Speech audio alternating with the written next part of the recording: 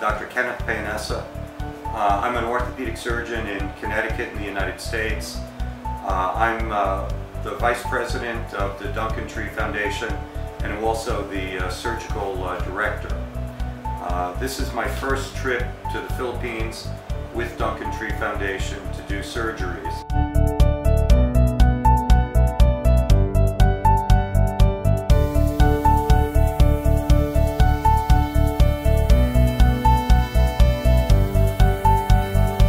The Duncan Tree Foundation was here last year with Dr. Gilbert Coalan performing 4 surgeries. And this year we also plan on performing 4 surgeries during this week's trip.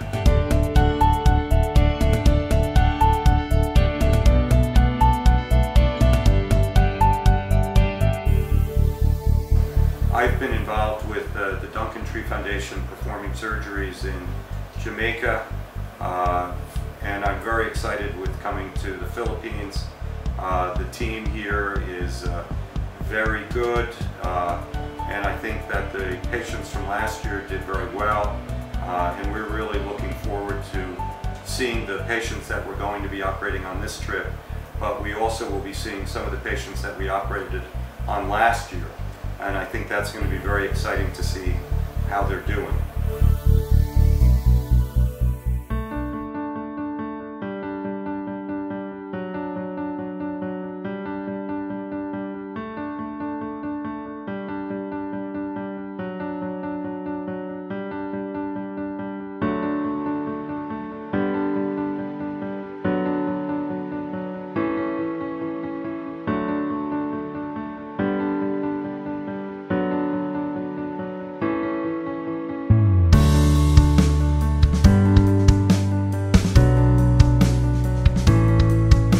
Hi, my name is Shara May Reyes, and I had my surgery, scoliosis surgery, last year, March 25, 2014. Before the surgery, I feel like I am not belong with my friends because I feel like I'm different from others. I am not confident. I have low esteem. But now I can say that maybe you agree or not, that I feel more beautiful.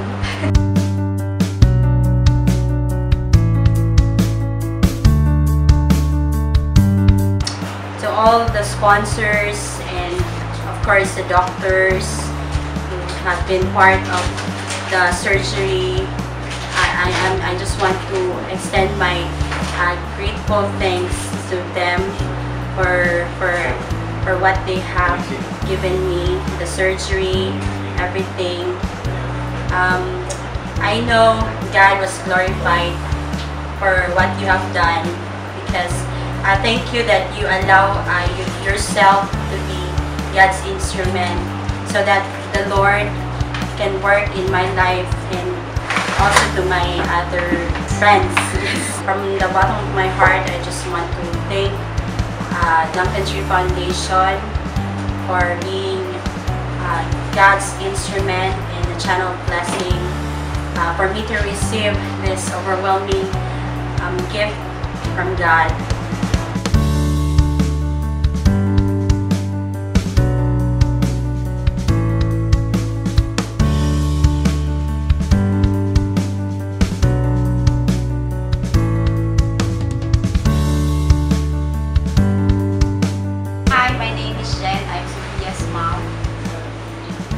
I'm the patient last year. I'm Sophia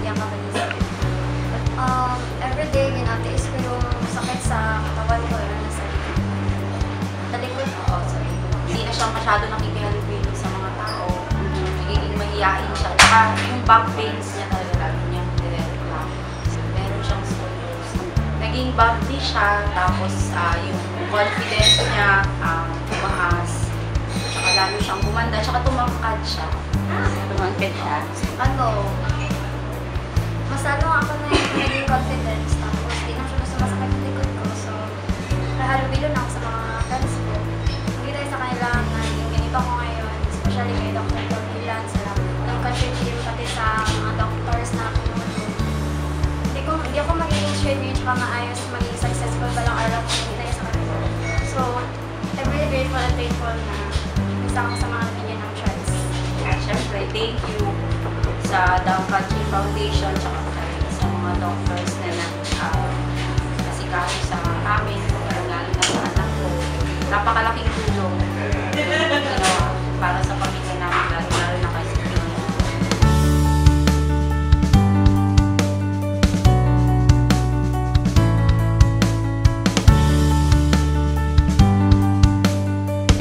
Michael, hasta narisma. Dili kay ko mga fan sa eskwela kay kami ko sa dugon. Dagan mag-igayaga sa kuha na tanan kanila og libreng opera ma'am. Dili na pura na po normal. Naayon ako.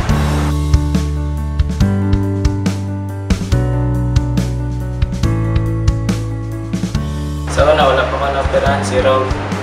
Kuhan sa balay. Karon, pwede na ako makagawas-gawas. Salamat kay sa ating langkan. Ay, tagaan ko nila opportunity na may libreng opera at tarong akong kinabuhi.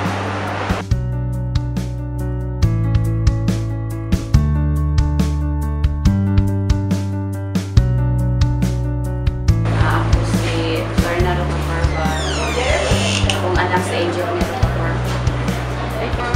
Najud kay sakit akong likod din. Murag dili ko comfortable sa paglakaw, sa tanan ng buhat. Saka na lang, nagawin na ako sa balay. Saka sa mga friends ako. Medyo mahiya ako.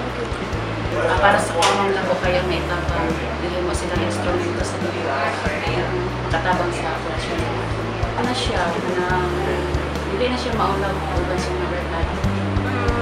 Ako kay ko pasalamat na tabangan ko nila. Kung nag-expect na maoperahan ko, then maayo kong likod. Ang masasabi ko lang po sa Dtf2015 Foundation ay sana marami pa po silang matulungan na kagaya ko po na may scoliosis. At sana po ay pagpalain po sila ng Panginoon dahil malaki pong tulong na binigay nila sa mga katulad ko. Good lang. Thank you. Thank you. Thank you. Thank you. Thank you so much, Dtf2015 Foundation. Hi, my name is Christina Reagan Duncan. I am the secretary to the board of the Duncan Tree Foundation.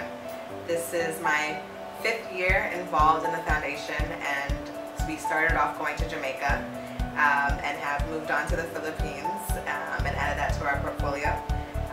It's been very exciting and a fulfilling experience for me.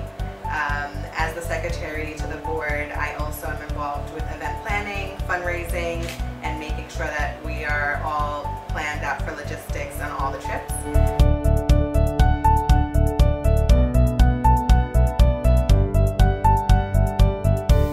This is my first time in the Philippines, and I'm very excited to be here, as well as to meet the new set of patients that will be helping this trip.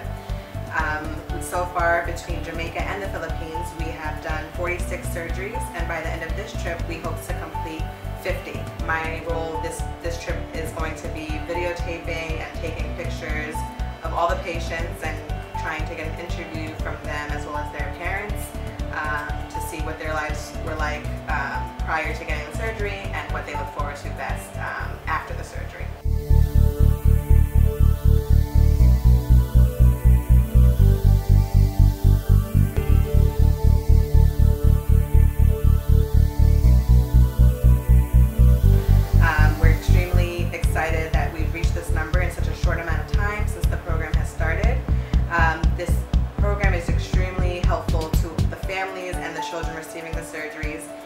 Transformative to the children as well as the parents. The children have a boost of confidence after the surgeries, and we've been in touch with many of them afterwards and have seen a difference in their personalities. Their confidence level has changed, and we're just very excited that we've been a part of that experience and helping them to be better people and enjoy their lives to the fullest capacity. Hi, my name is Taram Bhagava, and I'm an employee of Medtronic Spine and Biologics. I work in the marketing team for thoracic lumbar division, and I'm here today for the first time in Philippines to support the Dtf2015 Foundation on their mission, which is to improve the lives of patients.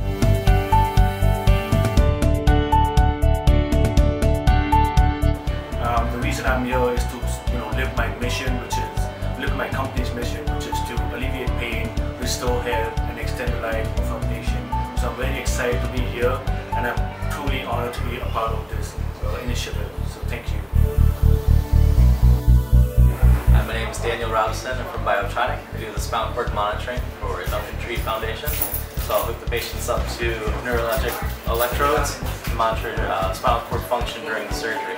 So we monitor sensory and motor pathways up and down the spinal cord, monitoring neurologic functions to see if there's any changes in the neurologic status. And if there's any changes, we can deal with that surgically and let the surgeon know what responses are looking like during the surgery. And you can use that information to help make sure we have the best outcome for the patient.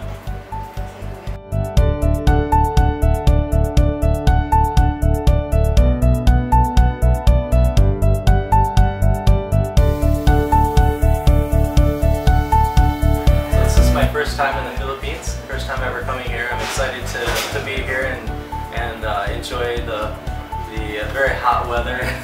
I come from Michigan, it's very cold, we get a lot of snow. But I've also done a couple of trips to Jamaica with the Dtf2015 Foundation. So this is my third trip with the Dtf2015 Foundation. And the goal of biotronic neuromonitoring is to help make sure that the operation is a success, because when the patient is asleep and having surgery, they're not able to say ouch. They're not able to say this isn't good for my spine. And that's what I do. Is I can monitor the patient's spinal cord function, and I can give them a voice in the operating room, and I can speak for them and what their spinal cord is doing, so that we don't have the complications of patients having neurologic deficits and being paralyzed and things like that. I want to make sure that patients are able to function afterward and have good use of their extremities and have a more a full life, without complications.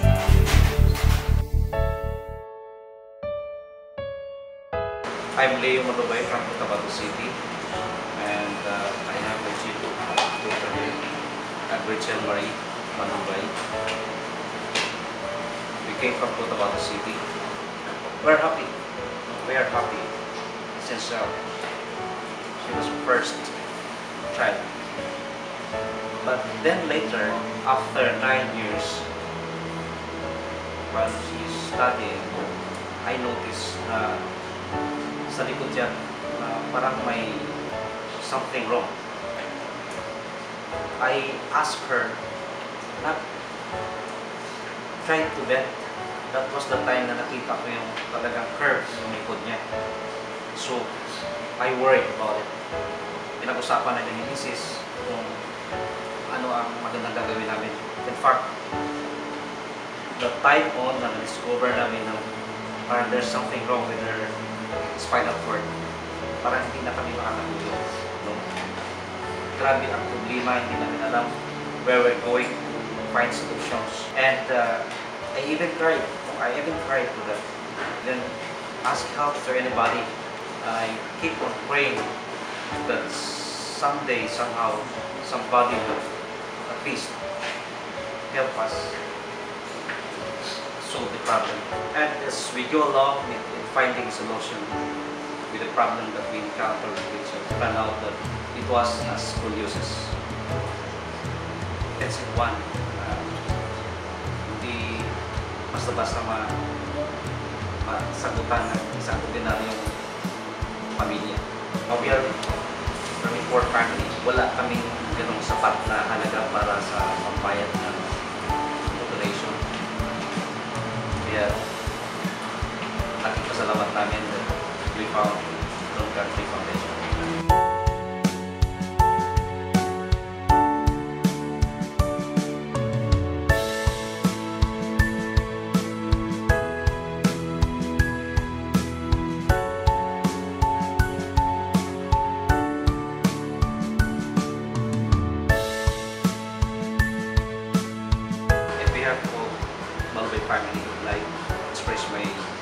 share our gratitude to the Country Foundation for giving us this privilege of giving my daughter a free spine surgery.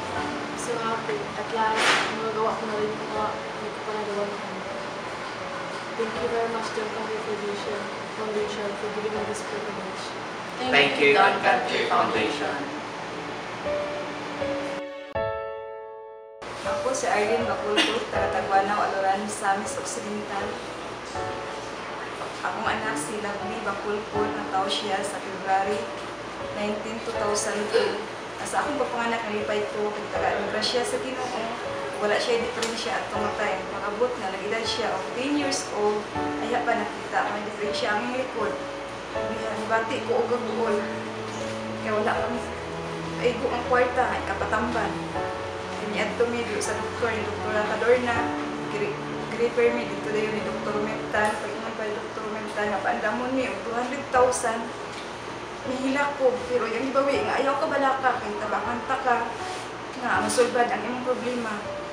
Unya miabot ang panahon, ngayon siya nga adto mo sa Davao, kaya aron tabangan mo, pero ayaw paghandom nga badawat mo kay daghan man mo nga mga apply dito. Unya, ni-apply mi diri bisan sa kalayo sa amo nang pang ko pamasahe aron lang masulbad ang problema. Miduol mi Dr. Rua. Ug aming entertain ug diha nadawat mi ug karon mga ko pasalamat na kami gidawat sa Dun Country Foundation ug dinasa Ginoo nga yagin mi kitabangan ang dawat ni sa Dun Country Foundation.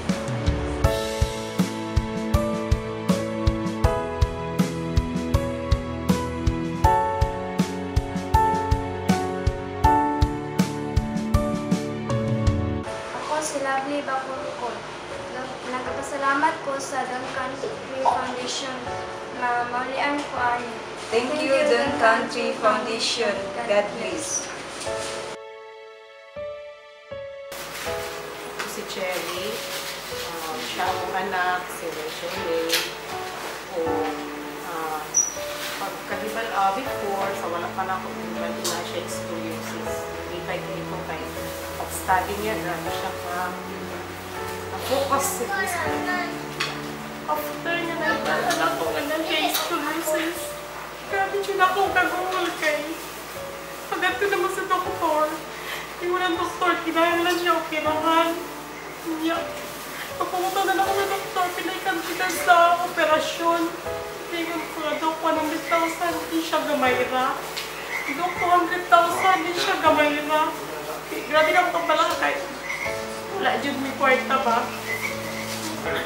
Pag ato na mo sa mga hospital, kato nga doktor, di kan siya diri. Ngayon siya sa ako nga. Diretso na lang mo sa STMC, ngunit kay may dito kay ang result sa x-ray, automatic may balaan.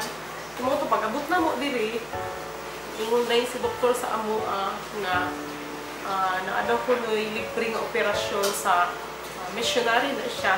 Grabe na ko pasalamat kay pag-abot na mo diri, di-entertain yun sa doktor, maayo.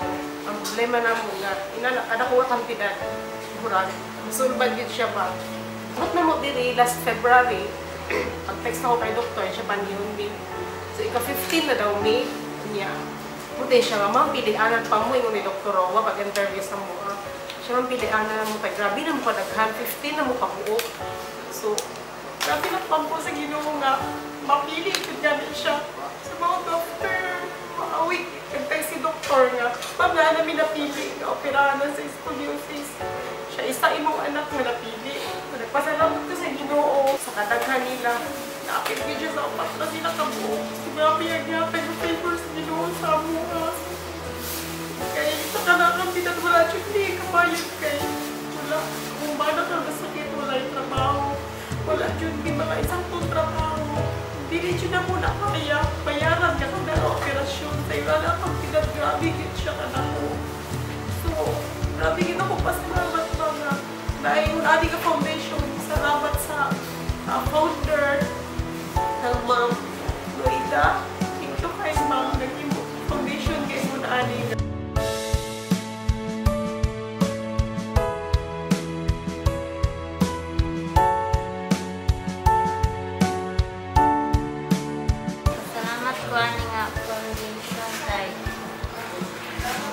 na ako ang sakit para buhat na ako ko ang gusto mabuhat. Dtf2015 Country Foundation, God bless.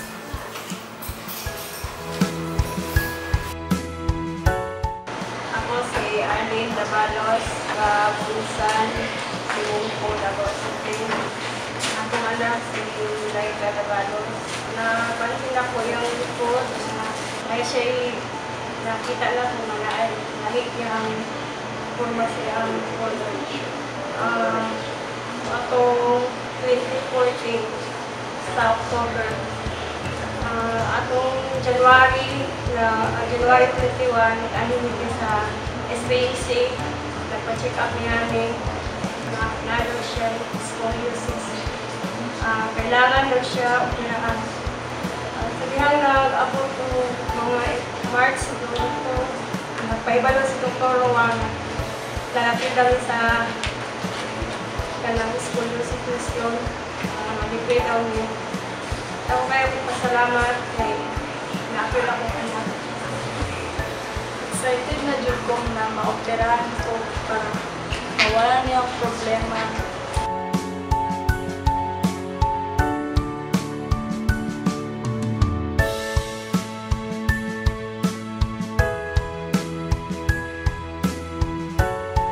Salamat sa Dtf2015 Foundation.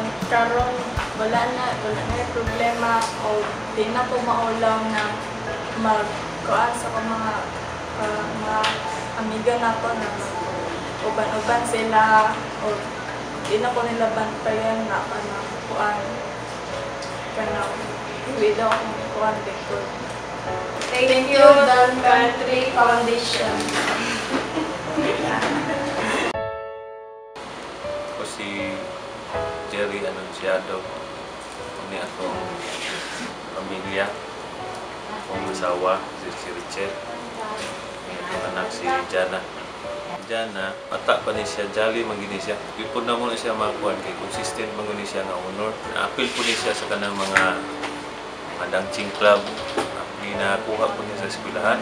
Pero until sa nag-edad siya og 8, pag-abot niya sa grade 3, medyo napansin na mo nga murag lain may napurma siyang lawas na pansin na mo na hiwi ba pero wala na mo na kuan wala na mo gimayong ipansin kay siguro siya kadako ba kay medyo taba-tabaon gid siya then miabot nga time nga nangita nami og isag-asa namin nangita og kana maghilot sa iya so amo yung naka-decide jud mi nga ato na lang daw ning ipa-check up na naka-advise sa mga nga mag-anhi diri sa SPFC. Before siyang birthday, nag-wish na siya. Wala may kabalo. Dito nabasa sa akong mama na ang iyang wish before siya mag-birthday. Ano iyang sakit kung sa June. Na dito na unta daw daghan magtabang na tao sa iyaha para maayo iyang sakit. Tapos siguro gyud maayo ang Ginoo. Kaya siya nga katong pagkuha na mo sa MRI, wala jud mi nagdahom nga maano mi sa mission masali. In behalf sa akong pamilya, nagpasalamat kung dako sa atong country foundation sa iyang gihatag nga opportunity sa mua. Dtf2015 Foundation, thank you and more power. God bless.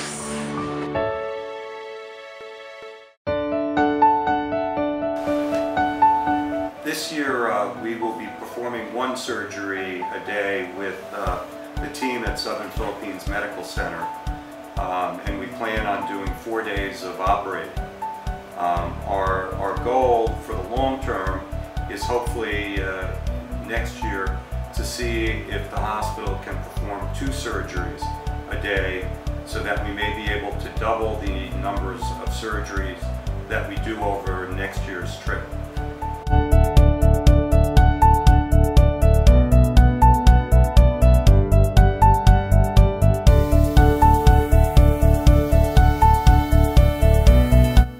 Companies that the Dtf2015 Foundation partners with that provide the spinal cord monitoring and also the spinal implants that we use for the surgeries.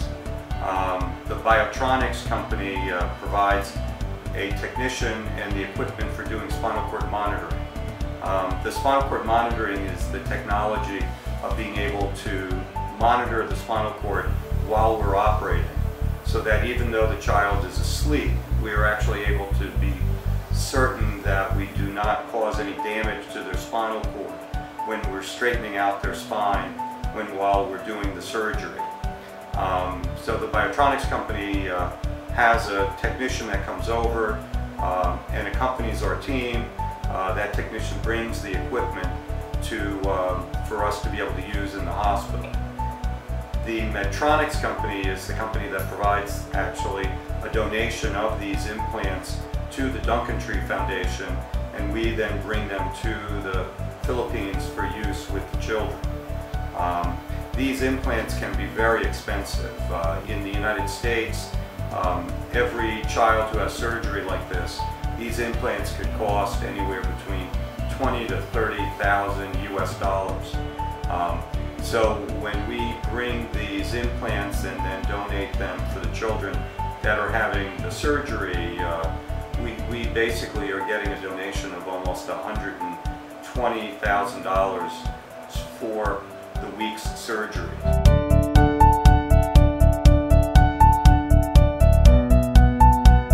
In addition, the other service that we provide are obviously the surgeons that come and the team coming to the Philippines.